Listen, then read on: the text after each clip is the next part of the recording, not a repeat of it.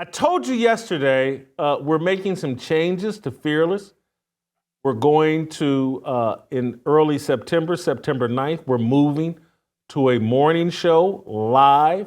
Myself, Steve Kim, Butter, who I'll introduce you to here in a second.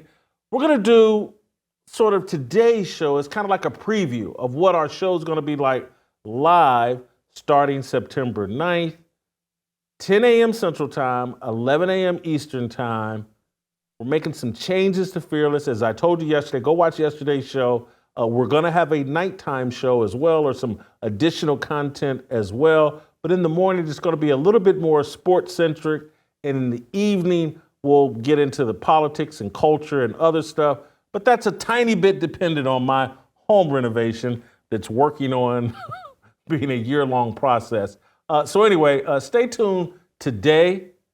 Got a little preview of what the show will be like in the mornings moving forward.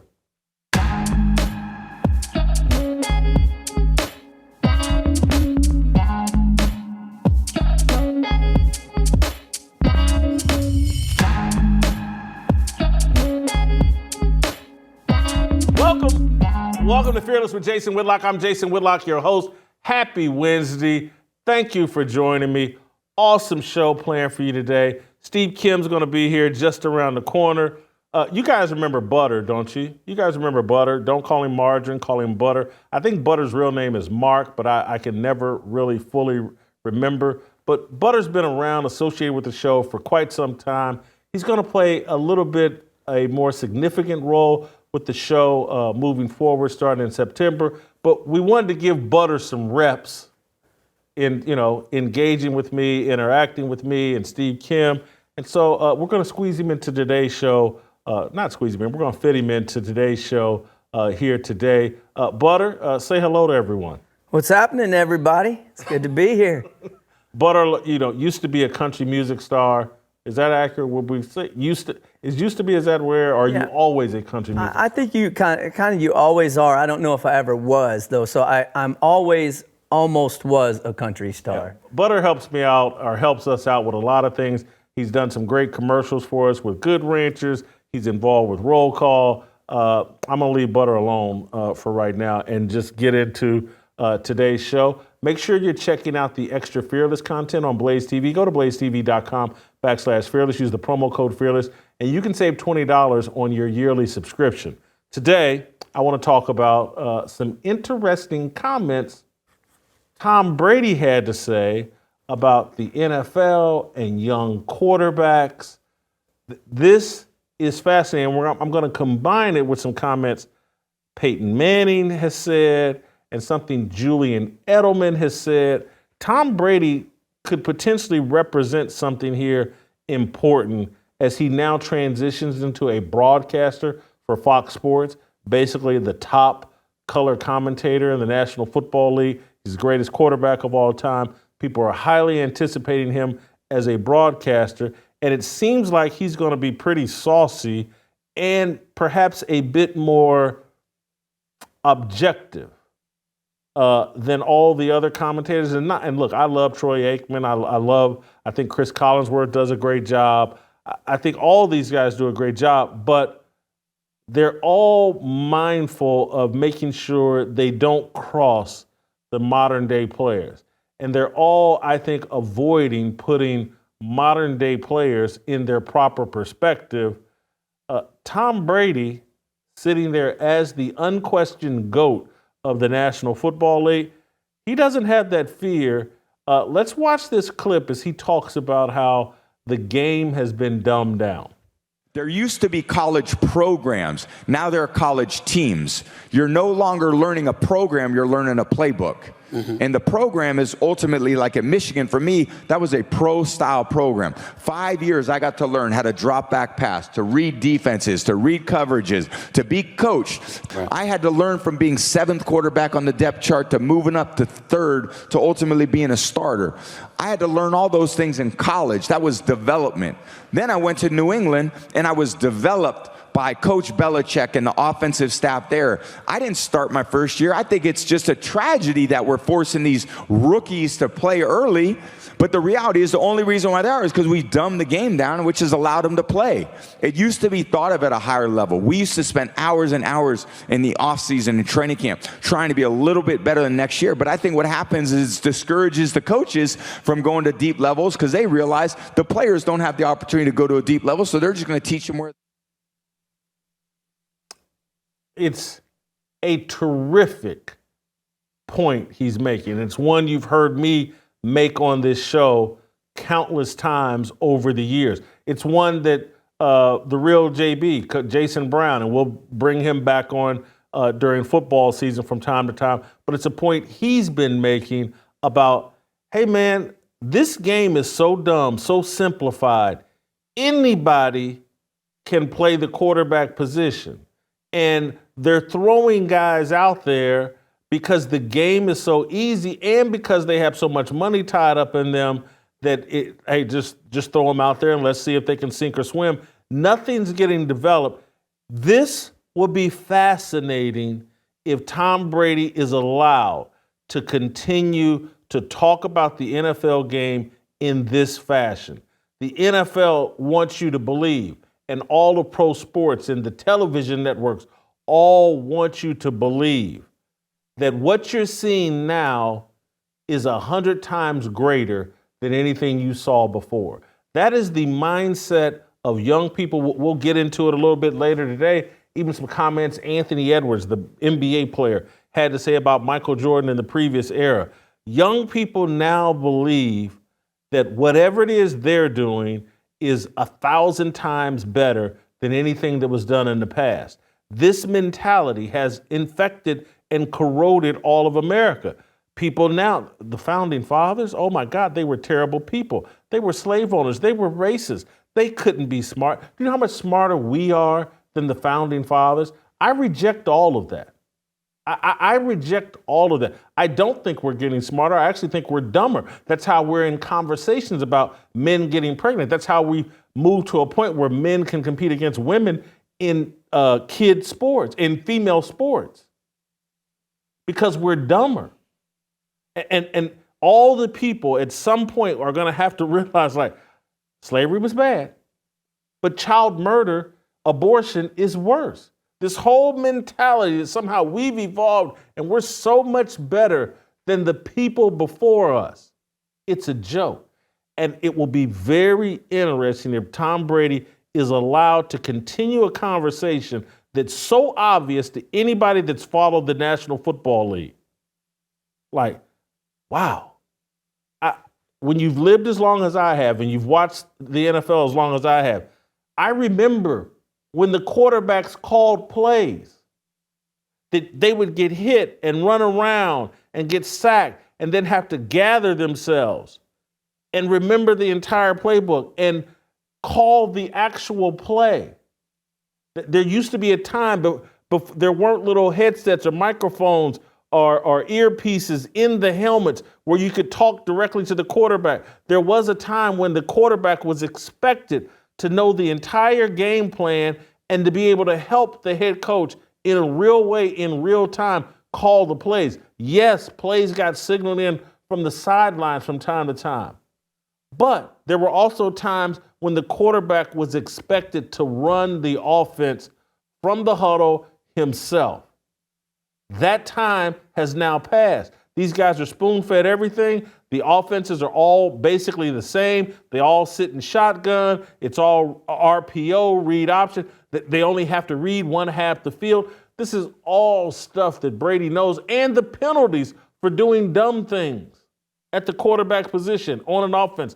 They're not the same when you can't hit a receiver coming across the middle. A quarterback would make a dumb pass and hang his receiver out to dry, and that receiver would be mad as hell. Like, hey, man, you just put my life in jeopardy. Don't do that to me. It's all been eliminated.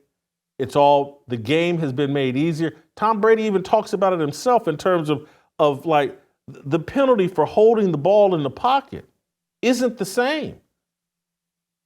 It's not that, like when Phil Simms and Tom Brady early in his career, the tougher you were in the pocket, the greater the quarterback you were. The longer you were willing to hold the ball in order to deliver the ball downfield, the greater quarterback you are. Now, these guys have to gently put the quarterback down on the ground, very gently. Don't fall on top of them. Don't do anything. It's all been made easier. And it undermines the narrative that the television networks and these leagues want you to believe, that everything you're seeing right now is 100 times better than what you saw before. And it's just not. And I just wonder if Tom Brady is going to be able to continue to talk this way from an NFL broadcast booth. I'm not sure if he will be allowed to do that. We'll start that conversation with Steve Kim, myself, and Butter here in a second. I'm going to add in when Steve Kim comes in. Tom Brady had some Peyton Manning had some comments about the top 5 quarterbacks in the league. Julian Edelman made a comment about Lamar Jackson being on a milk carton. All of this is related. Obviously, I'm going to make some room to talk a little Caitlin Clark. Dan, Patrick, Shannon Sharpe had some interesting things to say about Caitlin Clark. Noah Lyles and Tyreek Hill, who's going to win a sprint? Fastest man on the planet, Noah Lyles, or Tyreek Hill, the fastest man in the NFL? LeBron James has got a little fun little commercial out that spoofs James Bond. And Anthony Edwards, we'll end talking about Anthony Edwards and his comments about Michael Jordan. And I almost forgot. I'm going to relent. My sister came on the show a couple of weeks ago. She's always wanted to come on my show. She's been complaining for 2 years. She thinks she's some sort of branding expert. She is. She's written a couple of books and she puts on these branding experts. Anyway, she wants to come in and talk about my brand and the mistakes that I'm making. We'll close the show out with that. Before we go to Steve Kim, I want to talk to you guys about my cell phone and my cell phone service. Patriot Mobile. Americans are tired and frustrated by a stalling economy, inflation, endless wars, and the relentless assault on our values. Thankfully, there's companies like Patriot Mobile that still believe in America and our Constitution. I'm proud to partner with Patriot Mobile because they're on the front lines fighting for the First and Second Amendments, sanctity of life, and our military first responders. Take a stand for conservative causes and put America first by switching to Patriot Mobile today. You'll get the same nationwide coverage as the big providers because Patriot Mobile operates across all 3 major networks. Plus, they back their service with a coverage guarantee. Their 100% US-based customer service team will find the best plan for your needs. Keep your number, keep your phone, or upgrade. Go to patriotmobile.com/Jason or call 972-PATRIOT. Right now, get a free month when you use the offer code Jason. Don't get fooled by other providers pretending to share your values or have the same coverage. They don't and they can't. Join me, switch to America's only Christian conservative mobile provider, Patriot Mobile. Go to patriotmobile.com/Jason or call 972-PATRIOT for your free month of service today. Butter, you ready to bring in Steve Kim? Yeah, let's do this. Yes, Steve Kim, the Korean Cosell. Discrimination, raising up your hands for freedom. Welcome back to Beef. As I walk you through my top 50 media beefs of all time. Yeah, I'm an equal opportunity beefer. It's like, Randy, are you asleep at the wheel? Big lips are in style. I'd love to squash this beef. I mean, I was not real happy at all. I was less than thrilled. I was displeased. And now we have beef. 모두 다 빨리 박수 쳐 기다리지 말고 서둘러 Reason that I'm back is to feed you raps. I see that you are 배불러 So fly. All right, welcome back. Time for some Korean Cosell. Steve, have you ever met Butter? I can't remember. Have you met Butter before? No. Do you know who Butter is? I've seen him on the show, yes, and I know his cousin Margarine very well. You do.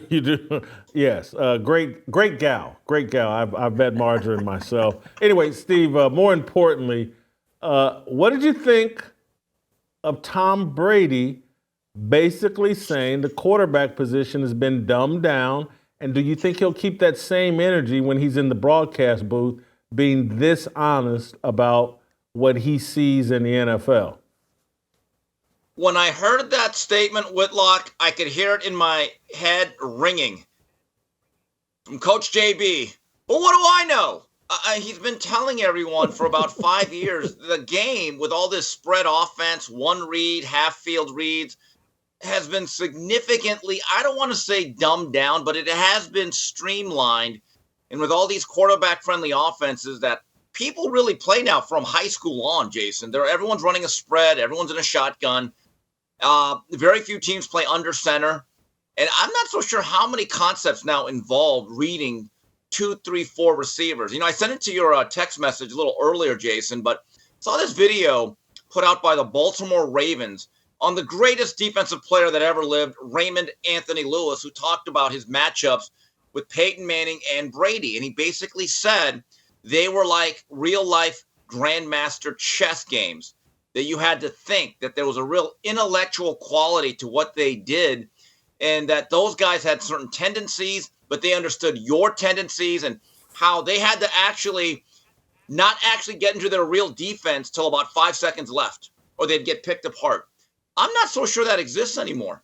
Basically, you have an RPO, and if you're really athletic, you have the read option, and then basically you have receivers that run routes where there's no danger. There's no danger because you're not allowed to hit anybody, so you get free releases. And Tom Brady in this video was actually heard saying, when I played the Ravens, I understood I could not throw the ball into certain parts of the field or my guys would not come back alive. So all of that stuff, the intellectual quality of the game and the actual schematics of the game have changed. And one thing that I notice a lot, Jason, if you watch the NFL, I don't see that many high-scoring games anymore. I've really noticed this the last couple of years. Going into the fourth quarter, when they put up all the scores on the red zone, Jason, a lot of games in the teens, but not a lot of games where both teams are in the upper 20s. I do think defenses have figured out a way, despite all the rules changes against defenses, they figured out a way to stop it. But it also just might be offenses are so stupid now that they just can't be very efficient. There's so little practice time and to prepare that they just can't be as efficient. The players have worked it out so they never have to hit and they rarely have to practice.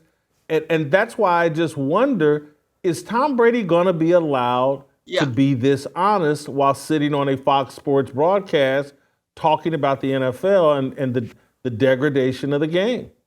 I was about to get to that. I believe he'll pick his spots. Here's what I think is going to happen, and I'm just being incredibly cynical and realistic. He will find safe harbor in criticizing certain players, i.e. the white quarterbacks. And if he's really critical of Lamar Jackson, the online blowback's going to come. You and I know it, Jason, and he may scale that back. Look, Troy Aikman in the past has taken some heat for being very, very critical of certain quarterbacks, and it becomes a story in the age of social media. I'm hoping for Donovan the McNabb. best. Donovan McNabb, that's the Troy one. Troy Aikman was critical of Donovan McNabb and took a lot of flack for it. Yes, he did. So look, till we see him in a game where it's live television and you get a window of about 12 seconds to get your thoughts off, we really don't know. But I'm actually encouraged by some of the interviews that he's doing when he talks about the game of football. And this is what he cannot be afraid of, Jason. Don't be afraid of the criticism of, Tom Brady. He's that old guy telling people to get off his lawn and the kids to get off their skateboards. No, he's got to embrace it. I've embraced it, and it's been life-changing. Why should a guy like him, who might be the greatest quarterback of all time, why should he lower his standards for the masses? No. You are Tom Brady, okay? Have high standards, stick to them, and do not kowtow to the gallery. Butter's younger than us, and he's more of a sports fan than a sports journalist, obviously. Butter, as a sports fan, when you watch football, are you sitting there thinking like, hey, this isn't as good as what I used to see? Or are you sitting there like, hey, I love this. This is helping my fantasy team? I clearly think that the defenses and the way that the NFL has tried to legislate, safety through defense has hurt the game. And that's why I disagree with Tom. I think that it's not the quarterbacks have changed. The game has changed. And he sounds, he forgets that he was very lucky to go into an organization that put system and team over player. He benefited greatly from being in a system like that, just like with Kyle Shanahan out in San Francisco. You just compared Tom Brady to Brock Purdy. Is that what you're about to do? I'm saying the systems. I'm saying the NFL organizations that put Cut Butters, Mike. This is system over already. Quarterback allows you because. And 1 second, I'm going to go one step further. I think when you say if you have more than one quarterback, you don't have a quarterback, I think here this year, moving into the future, we should see like a bullpen of quarterbacks. There's a majority of kids that come out of college that never see the field because of offensive systems, and you are going to see the way the league's going, the way they're legislating sport or hits out of it in defense, multiple quarterback lineups. That way you don't have a Aaron Rodgers situation that you had last year. Tom Brady is incorrect, but I still think he's the GOAT. Holy cow. This did not go as I expected, Steve. I'm trying to mentally a bullpen of quarterbacks, and Tom Brady's incorrect, and I can't remember the other silly stuff Butter just said. But anyway, go ahead, Steve. I mean, Jason, so you're telling me, Butters, that baseball's going to have a middle reliever? Okay, I never thought I'd use that term for the great game of American tackle football. But, Jason, schematically, what happened was in terms of the spread, about 10, 12 years ago, the spread married with up-tempo, no huddle, gave offenses a schematic advantage. But over time, the defenses now, if you watch a lot of games and you chart this, very few teams actually go with their traditional 4-3. They now go with the hybrid. So it's like a 4-2-5, and they have a fancy name, the striker, the star, the monster. So now basically everyone's in some sort of nickel defense, and they know how to figure out the RPO. It's not as effective as it was a couple of years ago. They just have the safety come down and crash and try to murder that guy as much as you can nowadays. If you go back to Tom Brady's last Super Bowl with the Patriots, this is interesting. They actually played old school football. This has been charted. The game they played against the Rams in Atlanta, I believe, if you watch that game, they weren't shotgun spread for most of that game. They were actually in I formation, under center, or with the classic tailback, and they ran the ball. So, Jason, when everyone zigs, you have to zag, right? That's what the saying in life is. I think in due time, there's going to be more and more teams that are actually going to go back to more traditional football with a tight end that's in line, maybe even a fullback, because those guys have gone the way of the dodo bird, and more downhill running, isolation plays, and you set up play action, because there are still football people that I talk to that'll tell you the easiest way to create big plays now in the pass game is to run the ball effectively enough where the play action game will still actually be very, very impactful. I hope you're right about that, because that would be great news for Carson Steele. I don't know if you've been following his story with the Kansas City Chiefs. People are catching up. That's a Ball State boy, Indiana boy. Spent his first 2 years at Ball State, 1 year at UCLA. UCLA Bruin? He's a UCLA Bruin. Yeah, he spent 1 year at UCLA. Yeah, he spent 1 year at UCLA after being a superstar. But Steve, I want to piggyback off the point you made about will Brady be afraid to criticize Lamar Jackson? I'm not so sure. Because let's listen to this clip from Julian Edelman, who obviously made a big name for himself playing with Tom Brady, where Edelman showing a pair here, talking about Lamar Jackson being on a milk carton in the playoffs. Let's play that clip. No team has ever done that, but the Chiefs will try to do that this year. Do you expect them to be back in the Super Bowl and win another one? I've learned my lesson. I'm never betting against the Chiefs again. Okay, I will never bet against them. I lost a lot of money, but It's not up to the Chiefs. We all know what the Chiefs are. They got Andy Reid, Patrick Mahomes, Spagnuolo, Chris Jones, and everyone. It's up to everyone else. We need to see a Joe Burrow come out and do something, stay healthy, start fast. You need to see Lamar Jackson, who's been on a milk carton in the playoffs, so he's missing. And then, you got to see the other guys. There's going to be a dark horseman. But right now, your money is on the Chiefs. I'm going with the Chiefs. You know what that is? That's Julian Edelman. Like, I'm talking football and I'm talking with my guys. He hasn't made the transition of like, oh, I'm a broadcaster. This is going to be on social media. And I just attacked in a passing. That's a normal comment. It's an accurate comment. Lamar Jackson's been on a milk carton.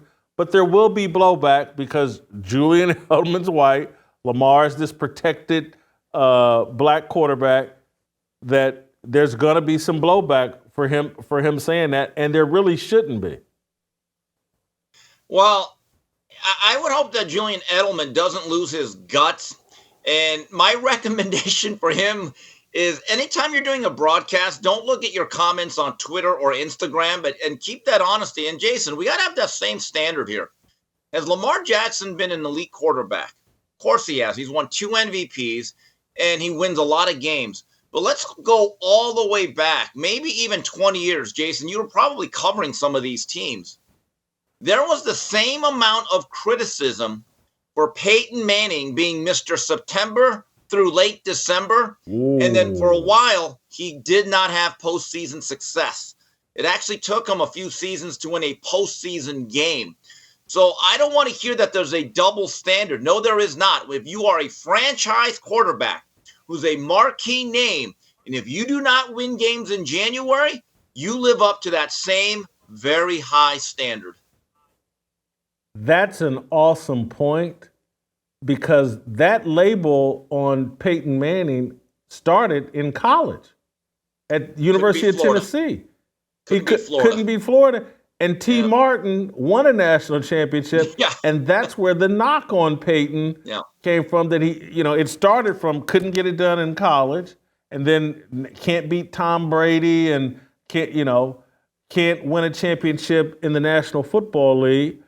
That's a heck of a point, and he did take. I was someone that was a proponent of that argument, and it's fair to apply to Lamar Jackson. But are you a UT fan? Tennessee? No, but he won the championship the year after Peyton left. Yes. So right 98. Right then he won it. You're not a Tennessee fan? Yes. I like Tennessee. I got enough associations with it. I like it. Oh, okay. All right. Well, guys, Jason, yep. Let me point this out. In 98, the T. Martin national title. I don't want to say that they were lucky, but there was a few games where they were very fortunate. I remember one against Arkansas. Arkansas was trying to run out the clock, and Clint Sterner, very good quarterback, laid the ball on the ground when he should have just taken a knee. It was a very fluke play. And they ended up playing, I think, the fifth-string quarterback at Florida State, Marcus Otson, in the Fiesta Bowl. So anyone that just tells me, well, who's a better Tennessee quarterback, T. Martin or Peyton Manning? If anyone says T. Martin, I'm sorry. If it's just about the ring, I'm not taking you seriously. I completely agree with that. This is a good segue into Peyton Manning talked about his top 5 quarterbacks. He was at the same Fanatics deal I think that Tom Brady was at. But before I do that, I want to talk about our great new sponsor, Lassie Health. Lassie, Americans are hurting. Healthcare costs are out of control, and we know insurance companies don't have the answer. But now Lassie Health is here to shake things up. That's Laasy. Lassie Health isn't health insurance. It's access to the health care you want without all the red tape, restrictions, and inflated cost. Coverage starts at just $30 a month. You get transparent pricing, comprehensive coverage, tailored to your needs, and access to healthcare services without breaking the bank. There are no annual or lifetime caps on services, and you can start a plan anytime. For only $30 a month, you get over 400 prescription medications for free. Free unlimited virtual mental health counseling. Free 24/7 virtual urgent care. Lab tests up to 60% off. Imaging tests up to 75% off. And over 50% off procedures and surgeries. You can even get plans with vision, dental, primary care, and comprehensive health share coverage. People are saving thousands on everything from MRI scans to ER visits, hospitalizations, and more. Here's the best part. High blood pressure, high cholesterol, and diabetes aren't considered pre-existing conditions as long as you haven't been hospitalized in the 12 months before you enroll. Lassie Health is a game changer. Check out affordable plans that put you in control of your health care at healthylink.com/fearless. For a limited time, get your first month free. That's up to $100 off eligible plans. So get healthy, be healthy, and stay healthy without breaking the bank at healthylink.com/fearless. Steve, Butter, I want to play you this clip of Peyton Manning talking about his top 5 quarterbacks. I think it's interesting for a couple of different reasons. One, is he ranking these guys in order? Clearly, he's got Patrick Mahomes at number 1, but I'm not sure if there's much debate. I don't know who. Maybe Jalen Hurts gets left out. I don't know, but let's play the clip, and then we'll debate here if Peyton Manning's right. Your top 5 quarterbacks in the National Football League, in your mind right now, who would they be? First of all, how about the bottom 4 after number 1? Because we know ain't nobody coming before Patrick Mahomes right now. No, Mahomes is he's the bully, right? In the NFL, I was telling Stephen A, he's the bully in the AFC West. I think our Broncos are going to be are going to have a good year this year. They're better, but you got to go beat the team in the division, right? When I played for the Colts, that was what Tony Dungy always talked about. Hey, let's go win the division. Let's own the division. If you win the division, you're guaranteed a chance in the playoffs, and now you have a shot if you get hot at the right time. If you don't win the division, now you're scoreboard watching, right? You're watching that last game, and you hope somebody beats somebody else. That's hard to count on that. So, Patrick Mahomes, and the best thing I can say about Patrick Mahomes is he still likes to be coached. I mean, Andy Reid coaches him hard. Right? Andy Reid came from Green Bay. Mike Holmgren, he coached Brett Favre hard. Right? He told him, hey, no, that's not the read, Brett. Don't throw it there. Throw it out of bounds, right? And quarterbacks need to be coached hard. And Andy Reid coaches Patrick Mahomes hard, and that's good for Patrick. That's bad for NFL defenses, right? So, that's number 1. Patrick Mahomes number 1. God, rankings are so hard. I mean, you get in so much trouble. You get mad about that. You don't even have to rank them. Just give me the games. Look, I'm a big fan of Joe Burrow. All right? I'm glad to see him. I'm glad to see him back healthy, right? I like the way he carries himself. I like his demeanor out there. He doesn't sweat. He doesn't flinch, right? He's just kind of calm and cool the whole time. This Justin Herbert is as talented as anybody. He can throw it. And Harbaugh's going to make him even better. Harbaugh, like I said, the Broncos division is going to be tough. I mean, Lamar Jackson does things that just don't seem possible with the football in his hand. He makes throws, he runs, and he's smart about, he protects himself too, right? I mean, look, I never could run, so I never had that problem, right? But, the thing we were talking about earlier, quarterbacks, that like to run, you still got to find a way to get out of bounds or get down and be there on the next play, right? If you get hurt, I mean, look, defenses, if the quarterback, gets hurt, they're probably going to win that game. Right. So I love the way Lamar carries himself. I think he'll have a great year this year. One more. I mean, this is, like I said, Josh Allen's a total stud. Total stud. Tough. Look, I saw him this summer. I mean, he is so motivated to bring in a championship to Buffalo. I love that. I appreciate that about him, and I think they'll have a good year this year as well. Any problems with that top 5? Anybody get left out? I don't think. Okay. Who got left out? All right. That's the system, though, Butters. That's the system. That is the system. You got Justin Herbert in there, hasn't sniffed a playoff game. Yeah. Plus, he wasn't given a top 5. He was just rattling off. He was on the spot. Oh, you don't think that's his top 5? No, that's not a top 5. That's just him rattling off some. I think that's his top 5. I'm not sure about the order after Patrick Mahomes. I mean, All right, who look. else is there out there? What are the other candidates? Jalen Hurts? No. Well, hold on. Dak Prescott? No. I don't know as much about quarterbacking as Peyton Manning, admittedly. Okay, I'm just Steve Kim, not Mina Kimes. But a name that I think has to be given some credit, and I think I'd put him over at least one of those guys, Matt Stafford.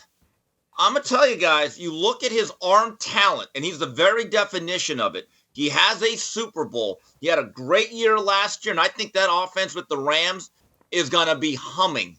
I think the Rams are going to be a very tough out this year, and I will make a prediction, so clip this. Make sure our fine production team, the best in the world, clips this, but only if I'm right. There are two guys that I would buy stock in right now. C.J. Stroud might be a top 3 quarterback by the end of his second season this season. Yeah, I said it. And the other guy that I really like, came on like gangbusters, Jordan Love, Green Bay. Those two names. Too unproven for me to go top 5 at this point. I don't have a problem with Justin Herbert being in this top 5 and being listed number 3.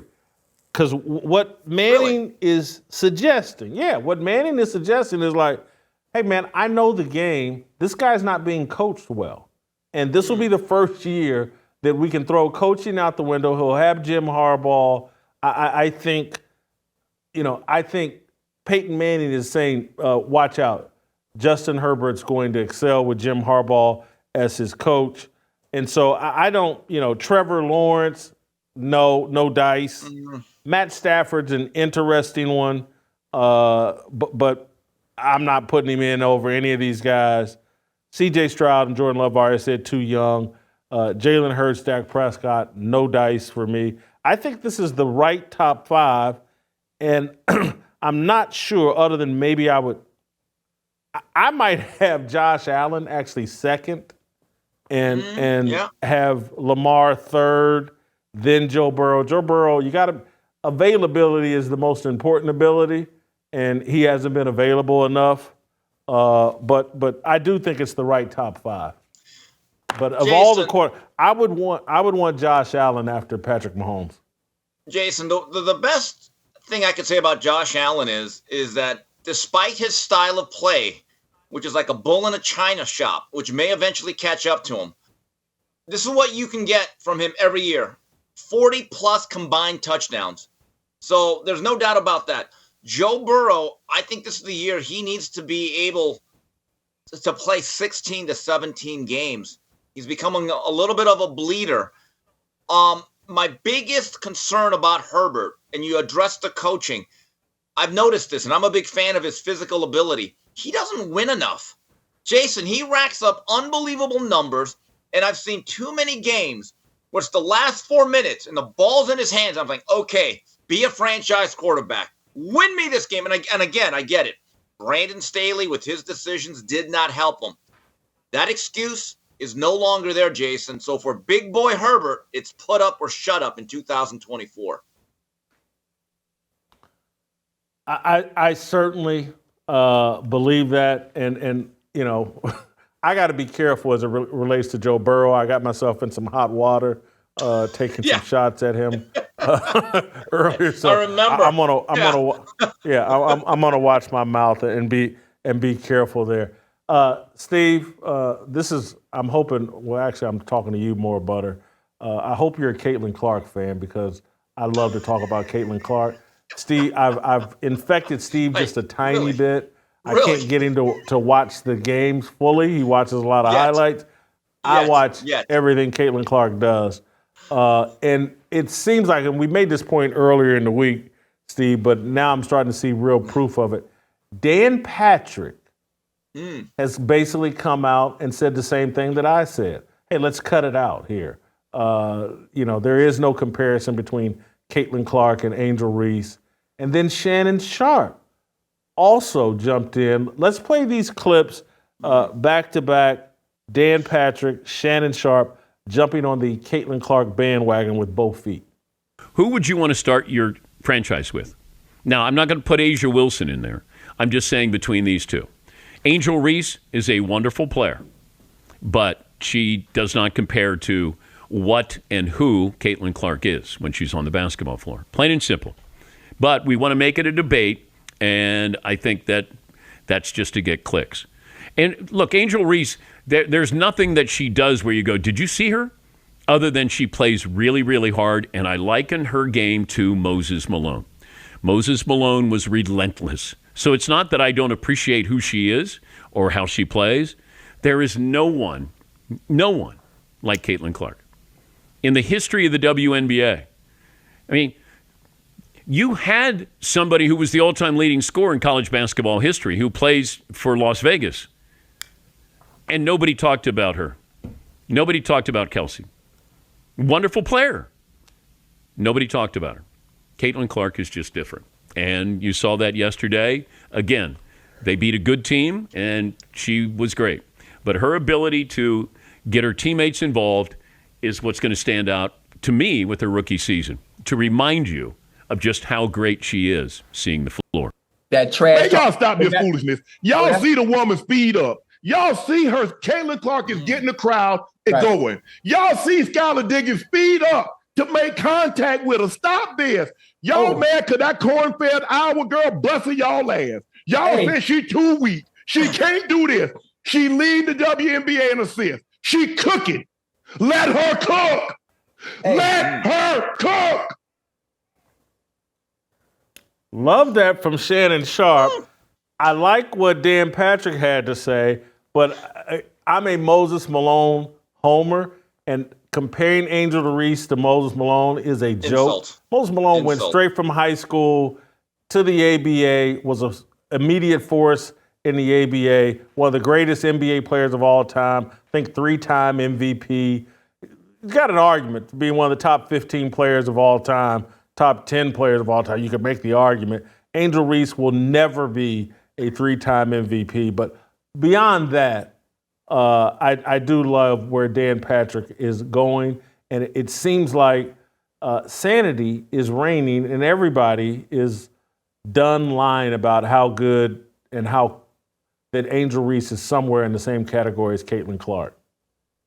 Yeah, and Jason, the good news is it's another day, or now it's just 4 days countdown to Caitlin Clark's next game. I don't know how you're dealing with it, but I know this is probably like December 21st for you growing up as a kid, right? All right, so here's the thing. I saw some highlights of Moses Malone on Twitter earlier this morning, and as I'm watching this, what an insult to Moses. And look, I don't want this does not come off as any disrespect. And you know what's coming next? Her game, Angel Reese, is more like Joakim Noah, as we've said. She does not have the skill level of Moses. Everyone thinks Moses was just this relentless guy that would grind people down. And a lot of that is true, but he had some real touch. He could face up a little bit, and he had a really good post game. Okay. So even as he got a little bit older and he couldn't start going above the rim, he was actually very effective late into his NBA career. Angel Reese is going to have to evolve.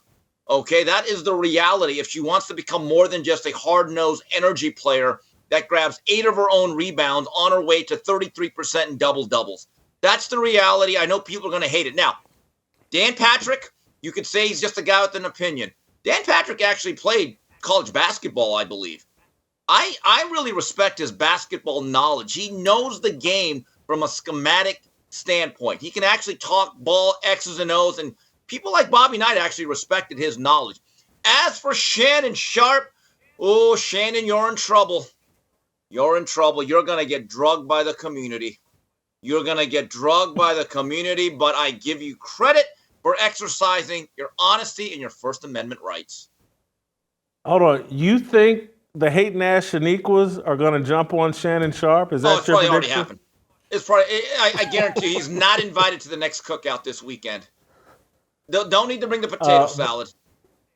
No. By the way, Dan Patrick played basketball at Eastern Kentucky University on a basketball scholarship for 2 years before transferring to Dayton. Yeah, he did. Butter, have you and your family, have you jumped on the Caitlin Clark bandwagon? I thought it was Caitlin's sanity at first. I didn't buy the hype. I hadn't seen much of her games. I'm completely hooked.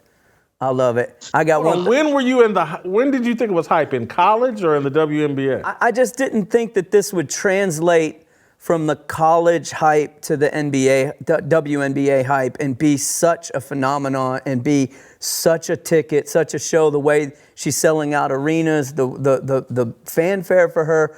I didn't see this coming, but I can just say this. This is why it works. Ebony and ivory live together in perfect harmony. That's why it works. It's a beautiful story. They're living in disharmony. It is showtime. It is great. She puts balls up. I think she is the MVP. I think she what she's done in her rookie season. Rookie of the year is what you Rookie of the year, excuse me. I think it's a clear runaway. But all the chatter is great. That's what makes sports. That's why the NFL doesn't fix the referees. They want the chatter. They like these conversations. Oh, you just said a mouthful there. They won't fix the referees because they like controlling the game. No, they like the chatter. They know how to fix it. I do think that is true about the WNBA. In terms of, I think they love this chatter about Angel Reese and Caitlin Clark, and that's why, they actually embrace it. Everyone knows it's kind of a joke, but they love the fact that people get emotional and get triggered one side or the other. They do. This is an issue brought up by our head researcher of Caitlin Clark Industry, Michael Thompson. He wanted to let everyone know. That's right. That's right.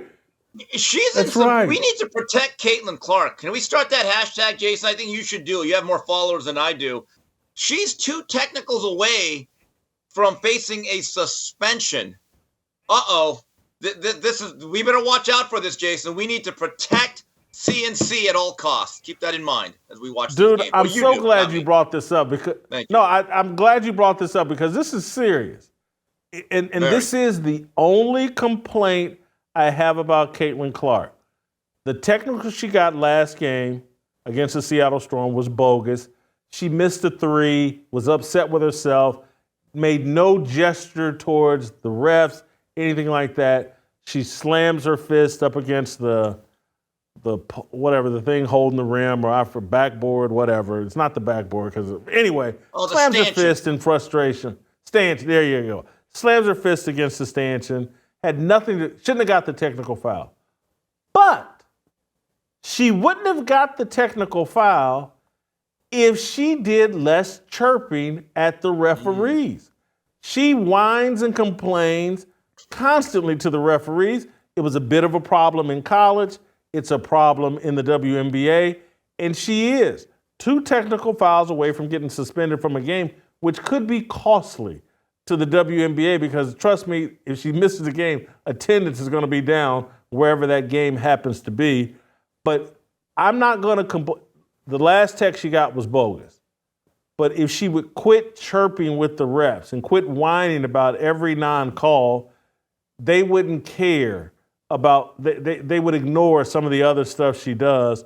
So I'm so glad you brought this up because I thought it was a great point by Michael Thompson that wow, what is the WNBA going to do? I think they're going to rescind, or they should rescind this last technical foul because the last thing they want to do, they really should because it was bogus. It was bogus. They should rescind it. It was bogus. It happens in the NBA. I thought Michael Thompson had overtaken you as the #1 chirping Caitlin Clark fan. That right there got you back to #1. You've regained your crown. I deserve it. Steve, I want to move on. Noah Lyles, the 100-meter champion of the past Olympics, known as the fastest man on the planet. Tyreek Hill, the wide receiver, the fastest man in the NFL, thinks he could beat Noah Lyles, I think now in a 50-meter race, 50-yard race. Doesn't want to go 100 meters, wants to go 50. They've been going back and forth. Let's watch Noah Lyles on the Tyreek Hill challenge. Tyreek say he wants some of you, Noah. I can't believe you know who Tyreek is. Don't do that, Noah. You know who Reek is. I'm going to be honest, I forget his name all the time. I'm going to be honest. If it's not about track and it ain't about League of Legends, I got what I studied. He's saying come get some. Hey, I'm going to put it like this. Tyreek is just chasing clout. The man, anytime somebody fast comes up, he says he wants to race him. If he really wanted to race people, he would have showed up like DK Metcalf. And the man raced in the 60 meters this year in the Masters division. The man dodges smoke. I don't got time for that. Hey, Ricky, calling you out. Hey, you know what? Let's get a couple. Hey, let's see if we can get some sponsors. Would you be willing to race Rick in a 60 or 100 if we got some sponsors to put some money He's up? challenging me. Well, see, you got to do 60. 100.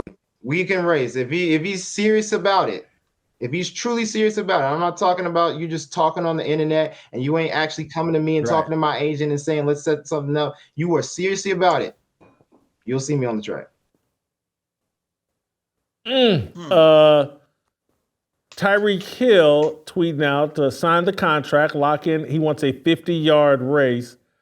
Steve, does Tyreek Hill have any chance at competing against Noah Lyles? No.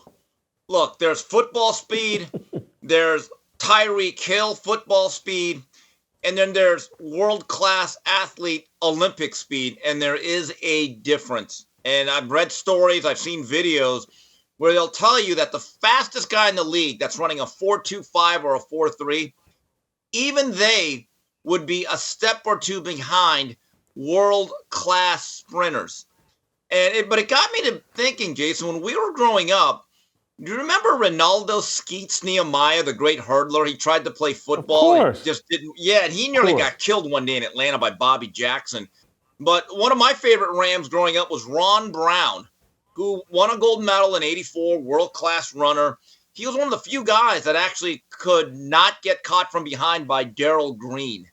And I remember when the NBC in the offseason, they used to have a 60-yard contest between all the NFL guys. It was like Ron Brown, Darrell Green. Who else was involved? Willie Gault was certainly involved. And their times were really good. But there's a reason why world-class track athletes are the best at what they do. Tyreek may be the fastest player in the National Football League. That probably makes him about 2 steps behind guys like Noah Lyles. Steve, how do you rattle off all these football names and leave off Bullet Bob Hayes, who actually won, old. I believe, the 100-meter? But he's a historical figure. 1964 Jason, I got gray hair. I'm not that old. Meter. Well, I mean, you're right, but Jason, I mean, come on. I got gray hair. I'm not that old. I'm a child of the 80s. I remember the 80s. But you're right. Bullet Bob Hayes was a revolutionary figure. But I remember growing up, Carl Lewis actually got drafted in the 12th round by the Cowboys as a throwaway pick. Because back then it was actually like 14 rounds in the draft or 12. Carl Lewis in '84 was drafted by Gil Brandt. He never put on a pair of pads. I remember the Raiders had an Olympic sprinter. His name was Sam Grady. He was in the '84 Olympics. He was in that era. There used to be a time I used to watch track, believe it or not, Jason. I actually knew a lot of these guys off the top of my head. Yeah, Bullet Bob Hayes, 1964 in Tokyo, 100-meter champ. Steve, finally, last one here, and this circles back to what we were talking about at the beginning of the show. Anthony Edwards. No, your guy. Wow. I thought said, your guy. I do like Ant-Man. I do like Ant-Man. You need to quit. But man, he had this comment about Michael Jordan in that era. They say it was tougher back then than it is now. But I don't think anybody had skill back then. Michael Jordan was the only one that really had skill. So that's why when they saw Kobe Bryant, they were like, oh my God. But now everybody has skill. And this circles back to what I'm saying. It's like these young people, and maybe I used to think this way. I don't know. I don't remember what I was thought, the stupid stuff I thought when I was young, but like that everything we're doing is better than what they did before. And maybe Anthony Edwards will get to be 50 and he'll be like me and just like, man, you are crazy. And he just doesn't understand. There's nothing new under the sun that's biblical and it's just factual. I mean, when I think about Isaiah Thomas and the guys from that era that he's calling unskilled, that's a joke to me, as if they couldn't compete now. I find that mind-boggling. Well, Jason, we are similar ages, so we are kids of the 80s, and I'll admit I probably said stuff like that. But here's the difference. There was an evolution of the game from when Bob Cousy and Bill Russell and Bob Pettit played to the guys that I grew up with Magic, Larry Bird, Kareem, and the guys of that ilk. I don't know how much more advanced this game has gotten since, let's say, the mid-'70s when Julius Erving revolutionized this game athletically along with a few other players. So, Jason, I did some copious research, and I got the old school tablet out, and I looked up some of the All-Star teams, and I chose these years for a reason. In 1988 All-Star game, I chose that because that's the year that Michael Jordan, I thought, truly separated himself as the greatest player in the league. It was evident at that point he's better than everybody, whether he wins championships or MVP awards, which he did in this year. This is some of the names that were on the two teams. Dominique Wilkins, Charles Barkley, Isaiah Thomas, Patrick Ewing, Kevin McHale on the Eastern Conference. On the West, Magic Johnson, still the most unique point guard in the history of the sport. Clyde Drexler, one of the greatest athletes to this day ever play the game. James Big Game Worthy, Karl Malone, Akeem Olajuwon, and Kareem. So you're telling me those guys did not have the skill.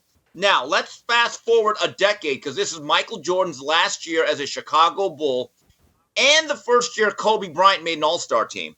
Okay? So these are some of the names that were on the rosters. Penny Hardaway, probably a more athletic version of Magic to a certain degree. Michael Jordan, last All-Star game as a Bull. Grant Hill, one of the great should-have-been and could-have-been before he blew out his ankle. Sean Kemp, before he gained 50 pounds, was an unbelievable athlete. Dikembe Mutombo, one of the great rim protectors. Now, on the West, the Glove, Gary Payton. Kobe Bryant. KG, Kevin Garnett, who played into the 2010s. Karl Malone, the mailman, maybe the greatest power forward ever, certainly on the Mount Rushmore. And then you had the Shaq Diesel. And also coming off the bench, David Robinson, Tim Duncan, and two of my favorite Lakers, Nick Van Exel and Eddie Jones. Where's the lack of skill? Seriously, where is the lack of skill on those two eras that I mentioned? What these guys consider skill is everybody can shoot three-pointers now. And it wasn't that type of league. Trust me, if it was that type of league, if it had turned into the ABA, there would have been downtown Roger Brown and all that other stuff. But when I start the skill and athleticism, they cut it out. Cut it out. And tell me, I used to be that silly and foolish, and perhaps it was racial bias in terms of like, hey, when Bill Russell played, there was a lot more white guys. Yeah. And so maybe we thought, I said that. literally, that was the thinking. People used to think that, yeah, but one, I think we're doing a disservice to that era because there were so fewer teams. You had to be so elite. When there's only 9 teams, that's basically, I think at that time it was 12 guys on a team. 9 times 12, is that 108 or 118? There's only 100 or so of these guys in the NBA. You're talking about the cream of the crop, all playing each other over and over and over again. We got to cut it out.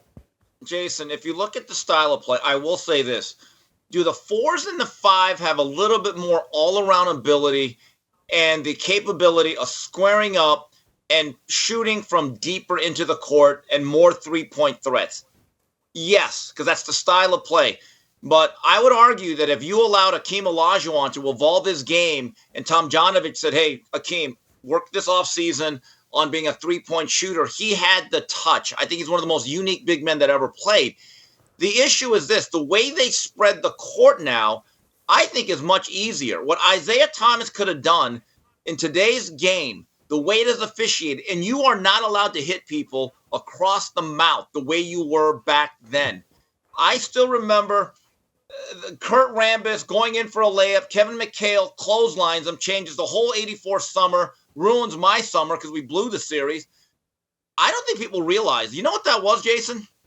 It was called, all right, everyone get to the free throw line. It's 2 free throws. Game went on. Not a single person really got thrown out. That's how much the game has changed. And Anthony Edwards can talk about everyone can jump a little bit higher. Maybe they can. Maybe they are slightly better athletes, but there are no ramifications like there used to be for going into the paint the way you once did. Nothing Anthony Edwards does or can do that David Thompson couldn't do. And he probably doesn't even know who David Thompson is, but trust me, David Thompson was the truth, the whole truth, nothing but the truth, and still would be today. Steve, thank you so much.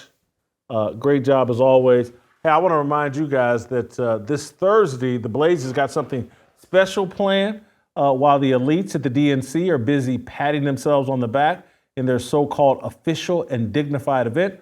Blaze Media is doing what we do best, calling out the absurdity with some good old-fashioned truth-telling and maybe a little roasting. At 9 p.m. sharp, Blaze News Tonight is going live and commercial-free with a roast session to follow. We've got a powerhouse lineup ready to bring the heat. Hear a post-speech analysis with Glenn Beck, then stick around for the roast featuring David Landau, Alex Stein, Sarah Gonzalez, Stu, our man Stu, and Bridget Fetzi.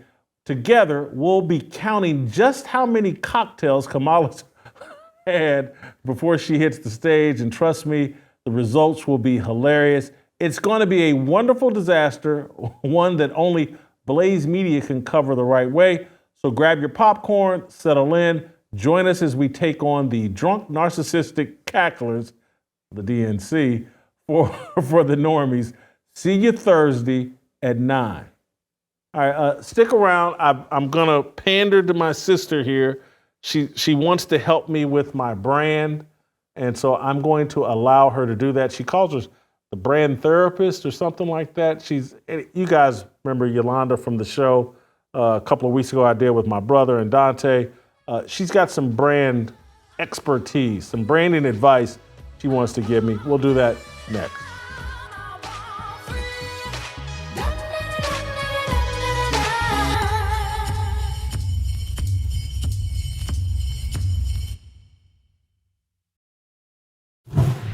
Here's the story that's missing. The story is Jerry Jones. The story has become Jerry Jones. Excuse me? What's your name and occupation? Jerry Jones, and I'm a racist. Oh. At some point in time, we got to ask the question, why the hell is this treatment being accorded to C.D. Lamb? If it were Tony Romo, it wouldn't have happened. Whoa, whoa, whoa, whoa, whoa, whoa, whoa, whoa, hey. Huh. I'm not going to accuse Jerry Jones of racism while I'm accusing Jerry Jones of racism. That doesn't make sense. They don't know how to be interesting other than to say someone is racist.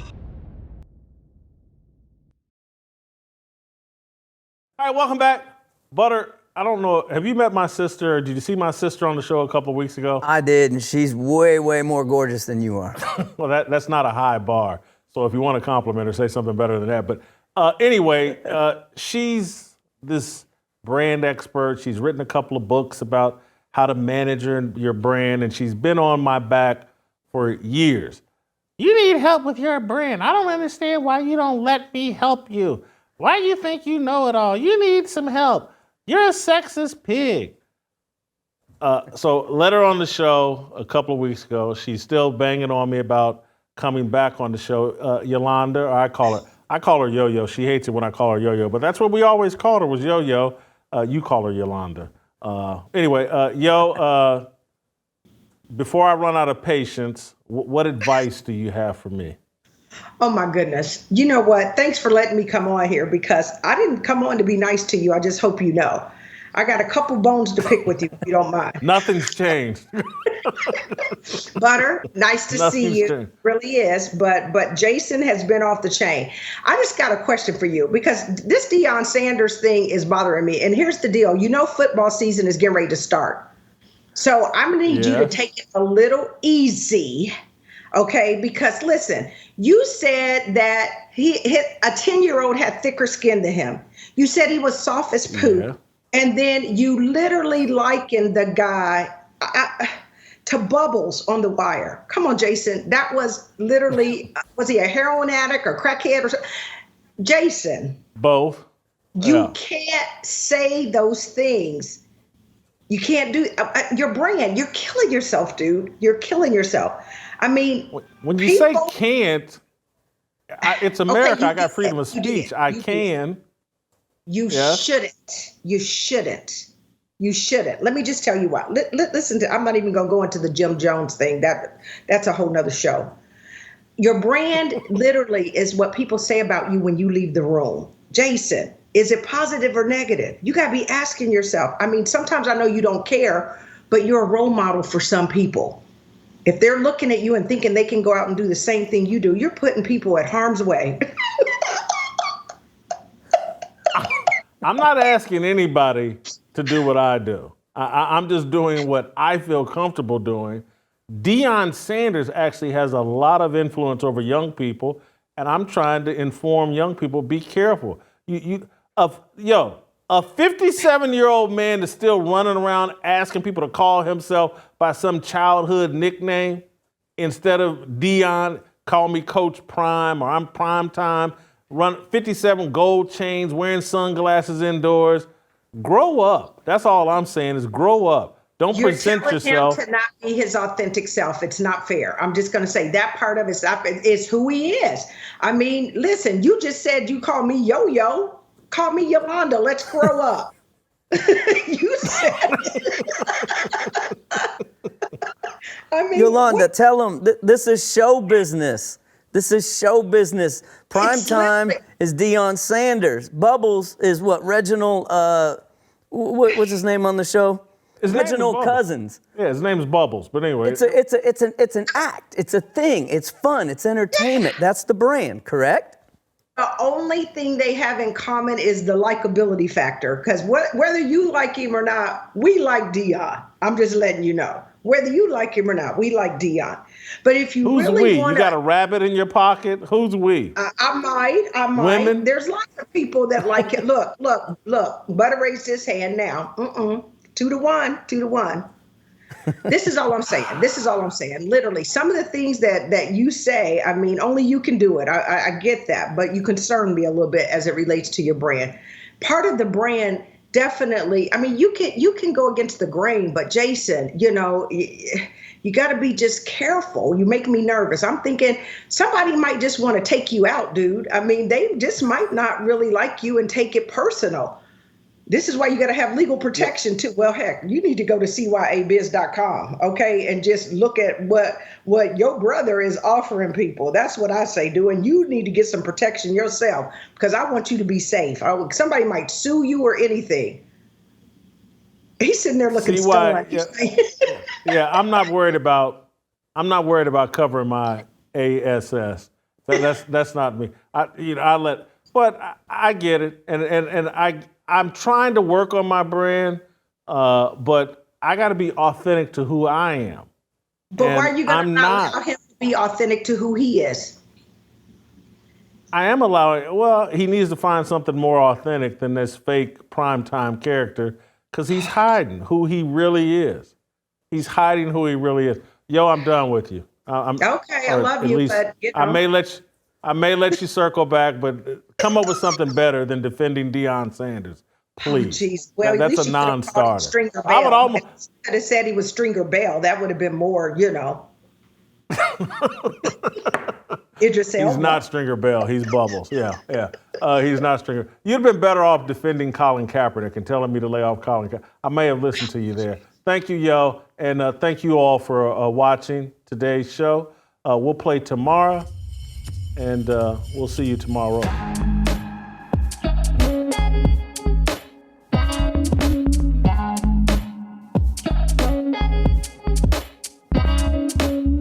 for the countdown, coming off the breakdown, standing in line for freedom. Looking for a breakout, feeling like a standoff, nothing in life like freedom. Came like a fighter, striking like a ladder, making all these moves for freedom.